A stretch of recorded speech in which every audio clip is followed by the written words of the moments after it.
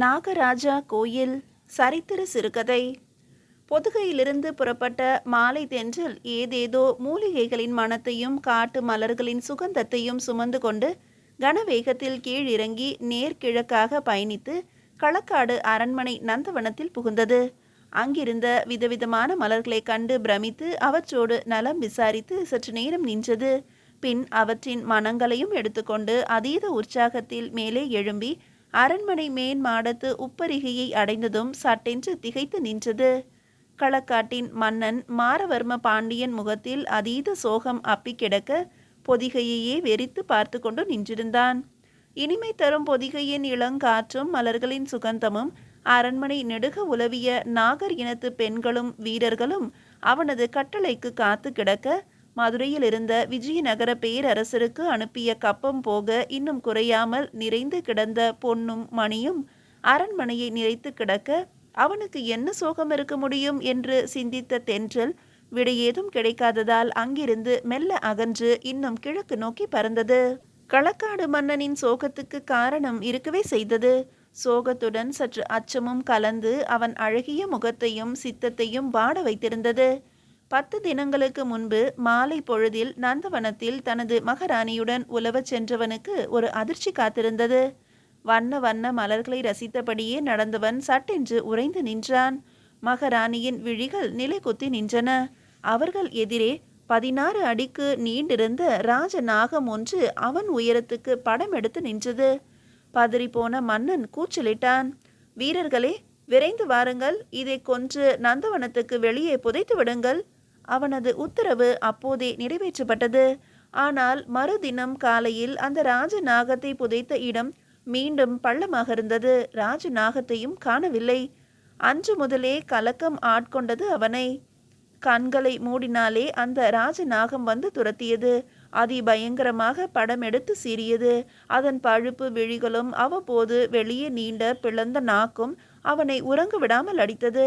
போதா குறைக்கு அவன் உதடுகளில் தொடங்கி முகமெங்கும் வெள்ளை திட்டுக்கள் பரவத் தொடங்கின.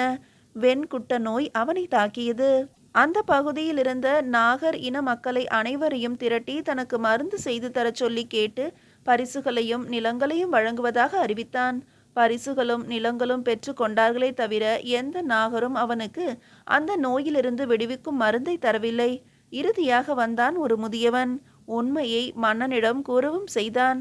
பிரபு, இது ராஜநாகத்தின் சாபம் என்பதால் எந்த நாகர் இனத்தவனும் இதற்கு மருந்து தர துணிய மாட்டான் என்றான் அவன். மன்னனின் கோபம் உயரத் தொடங்கியது. என்ன சொல்கிறாய்? உங்களை நம்பித்தானே நான் பரிசுகளை அறிவித்தேன். இதற்கான மருந்தை வேறு யார் தர இயலும்? இறைந்தான் மாரவர்மன். முதியவன் சற்று நிதானித்தான். அவன் முகத்தில் இருந்த சுருக்கங்கள் இன்னும் அதிகரித்தன. சற்று சிந்தித்தவன், பிரபு, கேரளத்தில் பாம்பு மேக்காவு என்ற இடத்தில் ஒரு நம்பூதிரி இருக்கிறார். காளிங்க நர்தன கிருஷ்ணனை உபாசிப்பவர். நாகங்கள் அவர் சொன்னபடி ஆடும். அவரிடம் இதற்கான மருந்துகள் இருக்கலாம் என்றான். உடனே வீரர்களை அழைத்த மன்னன் உத்தரவிட்டான். இந்த முதியவனை அழைத்து கொண்டு கேரளம் செல்லுங்கள். அந்த நம்பூதிரியை நான் வேண்டி அழைத்ததாக கூறி அழைத்து வாருங்கள். நிறைய பொற்காசுகளையும் எடுத்து செல்லுங்கள். 2வது தினம் மலை நாட்டவருக்கே உரிய வெளேரென்ற நிறத்தில் ஆஜானுபாகவாக தேகமெங்கும் சந்தனம் பூசி இருக்க கழுத்தில் பெரும் மாணிக்க மாலை ஒன்று ஊசலாட அந்த நம்பூதிரி அரண்மனைக்குள் ஏதோ மந்திரங்களை உச்சரித்தபடி ஆர்ப்பாட்டமாக பிரவேசித்தான். மன்னனை வணங்கியவன் ஒரு முறை அரண்மனை நந்தவனத்தை சுற்றி வந்தான். பின்னர், மன்னா, எந்த நாகம் உங்களுக்கு இந்த சாபத்தை கொடுத்ததோ அது எது என்பதை முதலில் அறிய வேண்டும். அதை புதைத்ததாக சொன்னீர்களே, அங்கிருந்து சிறிது மண் எடுத்து வர சொல்லுங்கள் என்றான்.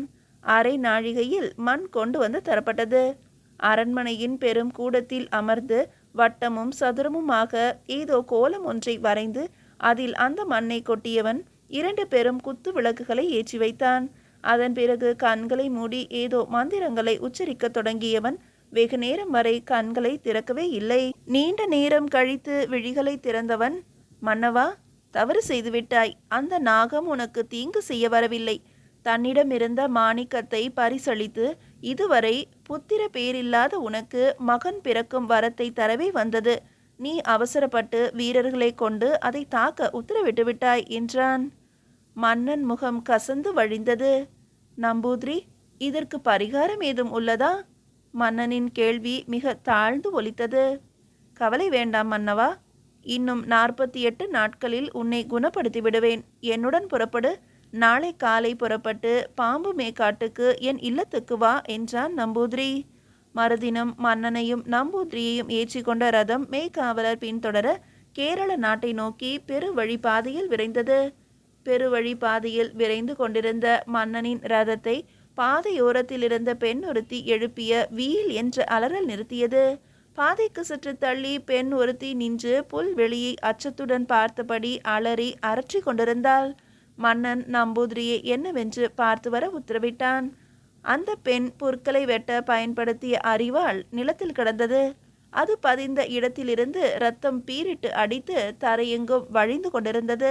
புற்களை விலக்கி பார்த்த நம்பூதிரி பிரமித்து போனான். தரையில் பாதி புதைந்த நிலையில் 5 தலை நாகம் ஒன்றின் சிலை கிடந்தது. அதன் கழுத்து பகுதியிலிருந்து ரத்தம் பீரிட்டு கொண்டிருந்தது. ரதத்தை நோக்கி ஓடியவன் மன்னனிடம் விஷயத்தை அவசரமாக கூறிவிட்டு தன் மருத்துவ பெட்டியிலிருந்து மெழுகு போல எதையோ எடுத்து வந்து வெட்டப்பட்ட நாகத்தின் கழுத்தில் பதித்து ரத்தம் வழிவதை நிறுத்தினான். பின்னர் மன்னனின் மெய்க்காவலரை அழைத்து அந்த இடத்தை சுத்தம் செய்ய பணித்தவன் அங்கேயே சிவப்பு துணி ஒன்றை விரித்து அமர்ந்து நாக மந்திரங்களை உச்சரித்தபடி வெகுநேரம் தியானத்தில் ஆழ்ந்தான். மீண்டும் அவன் கண்களை திறந்து அருகில் வந்து தவிப்போடு நின்ற மன்னனை நோக்கியவன் விழிகளில் ஆனந்தம் தெரிந்தது. மன்னா, இது தர்ணேந்திரன் என்ற நாகராஜனின் சிலை. இவன் இந்திரனுக்கு சமமான பலமும் நம்பி வந்தவருக்கு வரம் தரவும் வல்லவர் நாகேந்திரன். இங்கேயே நாகராஜனுக்கு ஒரு கோயில் எழுப்பு. நானே இங்கே நாகராஜனை பிரதிஷ்டை செய்து தந்துவிடுகிறேன். இங்கு இருக்கும் மண் உத்தராயத்திலும் தட்சிணாயத்திலும் நிறம் மாறும். அந்த மண்ணே உன் நோய்க்கு மருந்து. நீ விரைவில் இந்த நோயிலிருந்து விடுபடுவாய் என்றான் நம்பூதிரி. அப்போதே தன் மெய்காவலர்களை அழைத்து அரண்மனைக்கு சென்று ஆலயம் கட்ட தேவையான அனைத்தையும் பணியாட்களையும் பொற்காசுகளையும் எடுத்து வர ஆணையிட்டான் மன்னன். ஆலயமும் எழுந்தது. மன்னனின் நோயும் குணமானது. நம்பூதிரியையே அந்த ஆலயத்தின் பூசாரியாகவும் நியமித்தான் மன்னன். அந்த இடத்தின் பெயரே பின்பு நாகர்கோயில் என்று வழங்கப்பட்டது. இன்றும் சரும நோய்களை தீர்க்கும் மண்ணை அழித்து கொண்டும் நாகதோஷங்களை நீக்கியும் புத்திர பாக்கியத்தை அருளியபடியும் விளங்குகிறான் அந்த நாகராஜன். ஊரின் பெயருக்கே காரணமாக விளங்கும் நாகராஜாவின் கோயில் தற்போது கன்னியாகுமரி மாவட்டத்தில் நாகர்கோயில் நகரின் மையத்தில் ரயில்வே நிலையத்திலிருந்து 3 கிலோமீட்டர் தூரத்தில் உள்ளது. 2 5 தலை நாகங்கள் வாயிலில் துவார பாலகராக நிற்கிறார்கள். நாகராஜாவும் 5 தலை நாக ரூபத்தில் மூலவராகவும் வலது பக்கத்தில் வாயு ரூபமாக சிவனும் அனந்த கிருஷ்ணனும் எழுந்தருளி இருக்கின்றனர்.